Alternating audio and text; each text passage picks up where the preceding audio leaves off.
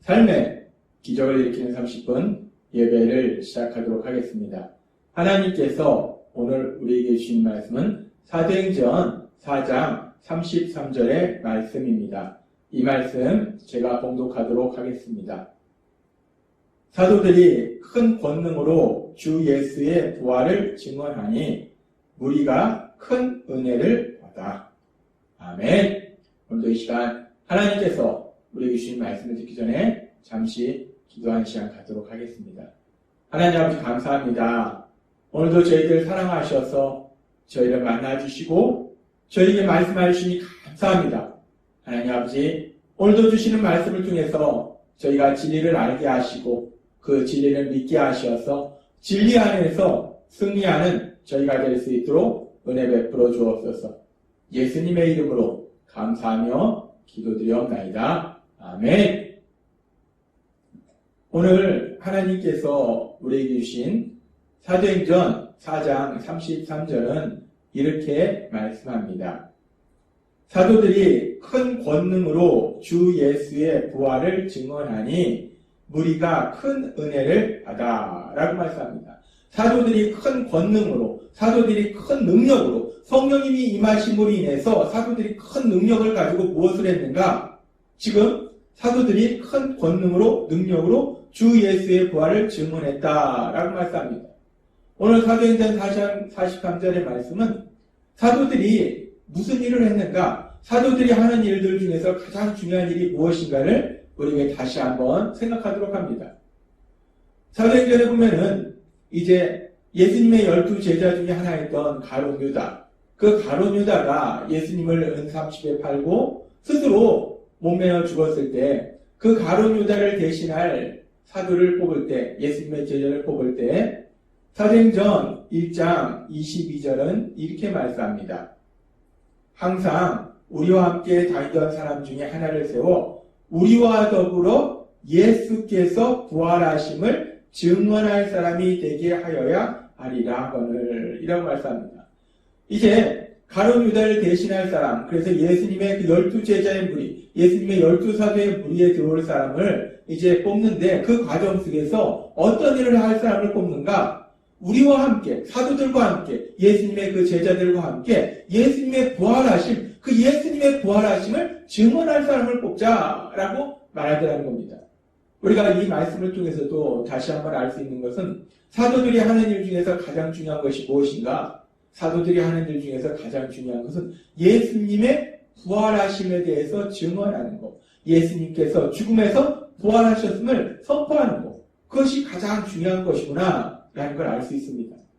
그래서 이제 사도행전 2장에 보면은 오순절날 성령님이 임하시고 그래서 이제 예수님의 제자들에게 성령님이 임하시고 성령 충만해지고 놀라운 역사들이 일어남으로 인해서 사람들이 놀랍니다. 그리고 사람들이 모여요. 그때 베드로 사도가 사람들을 향해서 이렇게 말하는 것을 우리는 볼 수 있습니다. 사도행전 2장 32절 말씀. 이 예수를 하나님이 살리신지라 우리가 다 이 일의 증인이로다 라고 베드로 사도가 선포합니다. 베드로 사도는 사도행전 2장에서 너희가 예수님을 십자가에 못 박도록 만들었다. 그런데 하나님께서 이 예수님을 다시 살리셨다라고 선포하더라는 거예요. 예수님께서 죽음에서 살아나셨다. 예수님께서 부활하셨다라는 것을 베드로 사도는 선포합니다. 그리고 이렇게 사도행전 2장뿐만 아니라 우리가 알다시피 사도행전 3장에서도 이제 베드로 사도가 걷지 못하던 사람, 나면서부터 걷지 못하던 사람을 예수님의 이름으로 선포함으로 인해서 강력하게 명령함으로 인해서 깨끗하게 치유하는 그런 놀라운 역사, 그 역사를 체험한 이후에 이로 인해서 많은 사람들이 놀라서 솔로몬 행각에 모였을 때 베드로 사도는 그렇게 솔로몬 행각에 모인 사람들 향해서 다시 한번 이렇게 말씀을 전합니다. 사도행전 3장 15절 말씀. 생명의 주를 죽였도다. 그러나 하나님이 죽은 자 가운데서 그를 살리셨으니 우리가 이 일의 증인이로다 라고 얘기합니다. 너희가 생명의 주 우리 예수님을 너희가 죽였다. 그런데 하나님이 다시 살리셨다. 우리 예수님은 죽음에서 살아나셨다. 우리 예수님은 부활하셨다. 우리는 예수님이 부활하신 것에 대해 증인이다 라고 베드로 사도가 다시 한번 선포하더라는 겁니다. 그렇게 베드로 사도는 계속해서 예수님의 부활하심, 그 예수님의 부활하심에 대해서 전한다는 거예요. 그러면서 그렇게 예수님의 부활하심에 대해서 전하는 그 베드로 사도, 그렇게 사도들이 예수님의 부활하심에 대해서 전하는 거에 대해서 오늘 우리에게 주신 사도행전 4장 33절도 이렇게 말씀합니다. 사도들이 큰 권능으로 주 예수의 부활을 증언하니 라고 말씀합니다. 베드로 사도뿐만 아니라 예수님의 그 12제자, 가룟 유다를 뺀 11제자, 그 모두가 이렇게 예수님의 부활하심에 대해서 사람들한테 전했다는 겁니다. 그렇습니다. 사도들은 계속해서 예수님께서 십자가에서 죽임당하셨지만 그 예수님은 다시 살아나셨다. 예수님은 부활하셨다. 그 예수님의 부활하심에 대해서 전하더라는 거예요. 그런데 그렇게 사도들이 큰 권능으로 예수님에 대해 부활하심에 대해서 전하는 부분에 대해서 이미 하나님 예수님께서 십자가에서 죽임을 당하시고 부활하신 이후에 다시 하늘로 올라가시기 전에 제자들에게 주신 말씀이 있어요. 사도행전 1장 8절은 이렇게 말씀합니다. 오직 성령이 너희에게 임하시면 너희가 권능을 받고 예루살렘과 온 유대와 사마리아와 땅끝까지 이르러 내 증인이 되리라 하시니라 라고 말씀하셨어요. 예수님께서 말씀하신 것처럼 성령님이 임하시면 이제 능력을 받아서 예수님의 증인이 되라고 말씀하셨는데 이제 오순절날 드디어 성령님이 임하시니까 이제 예수님을 믿는 사람들이, 특별히 예수님의 제자들이 그 예수님의 증인이 돼서 예수님에 대해서 전하더라는 겁니다. 예수님의 증인이 된다는 것은 예수님에 대해서 전하는 거예요. 예수님에 대해서 전하는 것은 복음을 전하는 겁니다. 그리고 그 복음이 무엇인가? 그 복음의 내용에 대해서는 하나님께서 바울 사도를 통해서 고린도전서 15장 3절과 4절에서 이렇게 말씀합니다. 내가 받은 것을 먼저 너희에게 전하였노니 이는 성경대로 그리스도께서 우리 죄를 위하여 죽으시고 장사 지낸 바 되었다가 성경대로 사흘 만에 다시 살아나사라고 말씀합니다.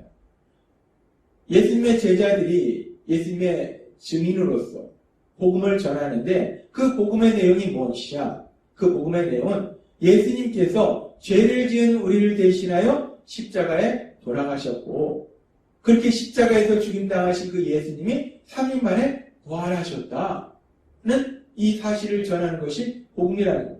결국 복음이라는 것은 예수님의 형벌대속의 십자가 죽으심 그리고 예수님의 부활하심에 대해서 전하는 것이 복음이라는 겁니다. 그렇게 예수님의 제자들은 복음을 전했는데 특별히 예수님의 십자가 죽으심과 더불어서 예수님의 부활하심, 우리가 지금도 앞에서 살펴본 말씀들처럼 계속해서 그 예수님이 하나님이 다시 살으셨다, 예수님이 부활하셨음을 계속해서 증언한다는 거예요. 계속해서 선포한다는 겁니다. 그래서 우리가 이 부분에서 한 가지 궁금한 것은 왜 그렇게 제자들은 예수님의 부활하심을 강력하게 선포했을까? 예수님의 부활하심이 왜 그렇게 중요한 것일까? 이 부분을 하나님이 오늘 우리에게 다시 한번 생각하게 하시고 말씀해 주십니다. 예수님께서 죽음에서 부활하신 것이 왜 그렇게 중요할까? 우리는 예수님의 죽음에서 부활하심 전에 예수님의 십자가 죽으심에 대해서 너무나 잘 알고 있어요. 우리가 십자가를 바라볼 때마다 예수님께서 우리 죄를 대신해서 십자가에 돌아가셨음을 기억합니다. 그리고 그 예수님의 십자가의 죽으심이 무엇을 의미하는지 하나님께서는 베드로 사도를 통해서 베드로전서 2장 24절에서 이렇게 말씀하셨어요. 친히 나무에 달려 그 몸으로 우리 죄를 담당하셨으니 이는 우리로 죄에 대하여 죽고 의에 대하여 살게 하려 하시리라 라고 말씀하셨습니다. 예수님께서 십자가에서 죽임당하신 것은 죄를 지은 우리를 대신해서 십자가에서 죽임을 당하신 것이다. 그래서 우리가 그 예수님을 믿으면 이제 우리는 죄에서 사함받는다, 구원받는다 라고 하나님이 말씀하셨어요. 그렇게 예수님께서 십자가에서 죽임당하심을 통해서 우리를 대신해서 예수님께서 십자가에서 죽임당하시면서 우리가 받아야 될 형벌을 대신 받으심으로 인해서 우리의 죄가 사함받았다라고 말씀하십니다. 그래서 우리가 예수님의 십자가 죽으심을 믿습니다. 근데 그렇게 예수님의 십자가 죽으심을 통해서 우리를 죄에서 구원하셨다라고 말씀하시는데, 근데 예수님의 부활하심은 또 왜 중요한 것일까? 왜 우리가 예수님의 부활하심에 대해서 알아야 되는 것이고 믿어야 되는 것일까? 예수님의 부활하심의 의미가 무엇일까? 이 예수님의 부활하심이 너무나 중요하다는 것을 하나님께서는 바울 사도를 통해서 고린도전서 15장 17절에서 이렇게 말씀하십니다. 그리스도께서 다시 살아나신 일이 없으면 너희 믿음도 헛되고 너희가 여전히 죄 가운데 있을 것이요 라고 말씀합니다. 예수님께서 죽음에서 부활하시지 않으셨다면 우리가 믿는 그 모든 믿음이 헛거라는 거예요. 그래서 우리는 여전히 죄 가운데 있다는 겁니다. 예수님이 죽음에서 부활하시지 않았다면 우리가 죄에서 사함받을 수가 없다는 거예요. 근데 우리가 이미 베드로전서 2장 24절의 말씀처럼 우리가 예수님의 십자가 죽으심을 통해서 죄사함을 받는다라고 말씀하셨는데, 근데 왜 또 예수님의 부활하심이 없으면 우리가 죄사함을 받지 못한다라고 말씀하시는 것일까? 예수님의 부활하심과 우리의 죄사함과는 도대체 어떤 관계가 있는 것인가? 하나님께서 우리의 죄를 사하시기 위해서 구약시대부터 특별히 이스라엘 백성에게 주신 죄사함의 원리가 있어요. 하나님께서 아담과 하와를 만드셨는데 그 아담과 하와가 범죄함으로 인해서 모든 사람이 죄를 지으는 성향을 가지고 태어나고, 그래서 모든 사람이 죄를 짓는다는 겁니다. 근데 하나님은 우리를 사랑하셔서 그 죄로 인해서 고통의 삶을 사는 것을 기뻐하시지 않기 때문에 죄사함을 받을 수 있는 방법을 주셨다는 거예요. 그 죄사함의 방법, 그 죄사함의 원리에 대해서 구약 성경에 보면 구약의 속죄 제사를 통해서 죄사함의 원리를 우리에게 말씀해 주세요. 하나님께서 우리에게 주신 죄사함의 원리는 형벌대속의 원리입니다. 형벌대속의 원리가 무엇인가? 형벌대속의 원리라는 것은 죄를 지은 우리를 대신해서 흠없는 속죄 제물이 우리를 대신해서 죽음을 인해서 우리가 그것을 형벌대속의 죽음이라고 해요. 우리를 대신해서 우리가 받아야 될 죄의 형벌을 가지고 죽음을 통해서 우리의 죄를 사함받도록 해주시는 것, 그것이 바로 형벌대속의 원리입니다. 하나님께서 우리에게 주신 죄사함의 원리는 바로 그렇게 형벌대속의 원리라는 거예요. 그런데 우리 예수님께서 십자가에서 죽으심으로 우리가 받아야 될 죄의 형벌을 대신 받으신 형벌대속의 죽으심이 되어야 우리가 죄사함을 받을 수 있는데, 그렇게 우리 예수님의 십자가 죽으심이 형벌대속의 죽으심이 되기 위해서는 우리 예수님이 흠없는 속죄의 제물이 되셔야 된다는 거예요. 흠없는 속죄의 제물이 된다는 것은 다른 말로 죄가 없는 속죄의 제물이 되어야 된다는 겁니다. 왜냐하면 죄가 있으면 죽음이 자기 죄로 인한 죽음이기 때문에 죄가 없는 속죄의 제물이 되어야 돼요. 근데 우리 예수님께서 죽음에서 부활하셨다는 것은 우리 예수님께서 죄가 없으시다는 것을 증명합니다. 왜 그러냐면 죄가 있으시다면 죽음에서 부활할 수가 없다는 거예요. 죄의 싹은 사망이기 때문에 죄가 있다면 죽음에서 부활할 수가 없어요. 예수님께서 죽음에서 부활하시다는 것은 예수님은 죄가 없으신 분임을 증명한다는 거예요. 예수님은 죄가 없으신 분이시기 때문에 따라서 예수님이 흠없는 속죄 제물이 되실 수 있다는 거예요. 그렇게 예수님이 흠없는 속죄 제물이 되시기 때문에 그래서 예수님이 형벌대속의 십자가의 죽으심이 형벌대속의 죽으심이 될 수 있다는 겁니다. 예수님의 부활하심은 그렇게 예수님의 십자가 죽으심이 형벌대속의 죽으심임을 우리에게 다시 한번 증명해 준다는 것입니다. 그리고 그렇게 예수님의 십자가 죽으심이 이제 형벌대속의 죽으심이 되기는 하는데, 근데 문제는 구약의 소나 양의 속죄의 제물로 인한 그 죽음도 형벌대속의 죽음이 되었다는 거예요. 근데 구약시대에 소나 양으로 드려지는 속죄의 제사는 온전한 속죄가 이루어지지 않는다는 거예요. 일시적인 속죄만 이루어진다는 겁니다. 근데 예수님의 십자가 죽으심은, 그 형벌대속의 죽으심은 영원한 속죄가 된다는 거예요. 그렇게 예수님의 십자가 죽으심이 영원한 속죄가 되기 위해서는 예수님께서 우리 인간이 아니라 하나님이셔야 그 영원한 속죄가 된다는 겁니다. 근데 예수님께서 죽음에서 부활하셨다는 것은 결국 예수님이 하나님이심을 증명한다는 겁니다. 그래서 예수님의 부활하심은 예수님의 십자가 죽으심이 형벌대속의 죽으심을 증명하고, 그리고 예수님의 십자가 죽으심이 영원한 속죄의 죽으심임을 증명하기 때문에 그 예수님의 부활하심을 통해서 결국은 예수님의 십자가 죽으심이 온전히 우리를 영원히 죄를 사하는 형벌대속의 죽으심이 증명되어서 우리가 죄사함을 받을 수 있다는 겁니다. 그래서 하나님께서는 사도들을 통해서 계속해서 예수님의 부활하심에 대해서 선포하도록 말씀하신 거예요. 그리고 하나님은 바울 사도를 통해서 이렇게 말씀하십니다. 로마서 10장 9절 말씀. 내가 만일 내 입으로 예수를 주로 시인하며 또 하나님께서 그를 죽은 자 가운데서 살리신 것을 내 마음에 믿으면 구원을 받으리라 라고 말씀하십니다. 로마서 10장 9절에서도 우리가 단순히 예수님의 십자가 죽으심만 믿는 것이 아니라 십자가에 죽으신 예수님이 부활하셨음을 믿을 때 우리가 구원을 받는다라고 말씀하신다는 것.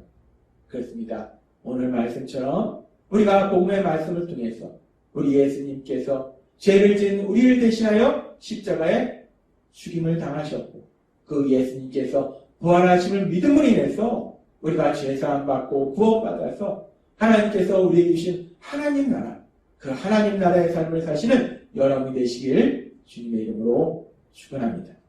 기도하겠습니다. 하나님 아버지 감사합니다. 오늘도 주신 말씀처럼 우리 예수님의 십자가 죽으심과 부활하심을 믿음으로 인해서 죄사함 받아서 하나님께서 우리에게 주신 하나님 나라의 삶을 살아가는 저희가 될 수 있도록 은혜 베풀어 주옵소서. 예수님의 이름으로 감사하며 기도드리옵나이다. 아멘. 이 시간도 하나님께서 우리 주신 말씀을 묵상하면서 조용히 기도하는 시간 갖도록 하겠습니다.